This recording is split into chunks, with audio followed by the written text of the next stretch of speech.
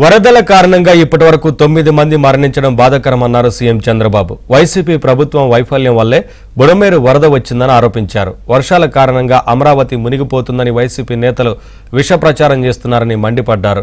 గుడ్లవల్లేరు ఘటనలో సోషల్ మీడియాలో అసత్య ప్రచారాలు చేస్తున్న వారిని వదిలిపెట్టేది లేదని హెచ్చరించారు. 30 ఏళ్లుగా ప్రజలకు సేవ చేసే భాగ్యాన్ని కల్పించారని, ప్రజలకు మరింతగా సేవలు అందిస్తానని సీఎం చంద్రబాబు హామీ ఇచ్చారు. ఒకే దిక్కడ ల్యాండ్ స్లైడ్ జరిగి దగ్గర 5 మంది చనిపోవడం, ఒక దిక్కడ ముగ్గురు, ఒక స్కూటరు, ఒక టీచరు, 2 పిల్లలు దాంట్లో కొట్టుకొని బాగులు కొట్టుకొని పోవడం, ఇంకో దిక్కడ మంగళగిరిలో 80 years women Vijayanagar land slide boulders పడి ఆవిడ చనిపోవడం, ఈ 3 జరిగాయి. మొత్తం కలిసి 9 మంది.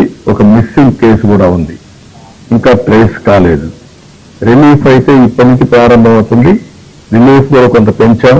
పెన్షన్ రిలీఫ్ కూడా మేము అనౌన్స్ చేస్తాం. 25 కేజీలు యూనిఫామ్ అందరికి ఇవ్వడానికి, 1 KG dal, 1 KG sugar, 1 KG ఉల్లిపాయలు, అదే మరి 1 కేజీ పొటాటో, ఆయిల్ 1 కేజీ, ఈ 5 కమాడిటీస్ 5 కేజీలు, 25 కేజీలు షుగర్ కూడా ఇస్తామని చెప్పాం. అది కూడా చెప్పాను. 5 సంవత్సరాలుగా ఎక్కడా శ్రద్ధ పెట్టలేదు. ఇది వారసత్వంగా కొన్ని సమస్యలు వచ్చాయి. ఈ రోజు ఇక్కడ చూస్తే బుడమేరు నుంచి నీళ్లను తీసుకుపోవడానికి సగిలేరు ద్వారా ఏదైతే కొల్లేరు తీసుకుపోవడానికి ఒక ఛానల్ కూడా దోగారు. ఆ ఛానల్ బ్రీచ్ వచ్చింది. 5 ఏళ్లలో ఆ బ్రీచ్ క్లోజ్ చేయలేదు. దాని పర్యవసానం ఈపీటీఎస్ మునిగిపోయే పరిస్థితికి వచ్చింది. కొంతమంది తప్పుడు ప్రచారాలు చేస్తున్నారు. అమరావతి మునిగిపోయింది, ఎక్కడో రాజధాని కడతాను. బుద్ధి జ్ఞానం ఉందా లేదా మరి మాట్లాడు. ఏదైనా ఉంటే సహాయం చేయండి మీ వల్ల. అయితే ఈ భ్రష్టు పట్టిన పార్టీ రాష్ట్రంలో ఉంటుంది, ఒక నేరస్తుల పార్టీ, నేరాల పార్టీ. వాళ్ళ పని ఇదే పని. ప్రజల్ని మభ్య పెట్టడం, మోసం చేయడం, ఫ్రాడ్ న్యూస్ ఇవ్వడం, ఆ ఫ్రాడ్ న్యూస్ దేశం అంతా పంపేయడం, ఏదో జరిగిపోయిందని కథలు చేయడం, ఇన్ని ఉన్నాయి. ఇష్టానుసారంగా 300 వీడియోలు తీసేశారు, లేకుంటే ఫోన్లంతా చేశారు. ఏదో మొత్తం హాస్టల్స్ రాష్ట్రం అంతా ఇదే జరిగిపోతా ఉంది.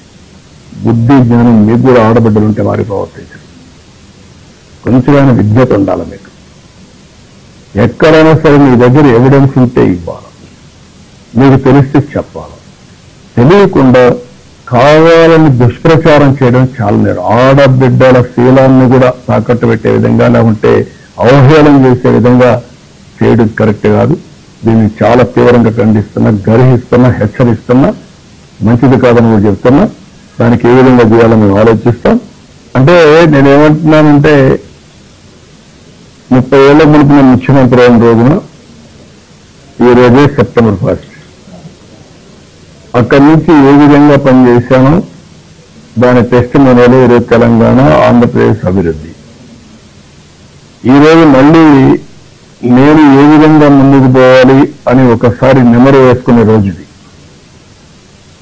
ఒక్కొక్కసారి నేను అప్పుడప్పుడు అంటూ ఉంటాను CBN 1995 అని. ఆ రోజు CBN మళ్ళీ ఈరోజు ఈ పనుల్లో చూపించాలని నా కోరిక. డెఫినెట్గా చేస్తాం.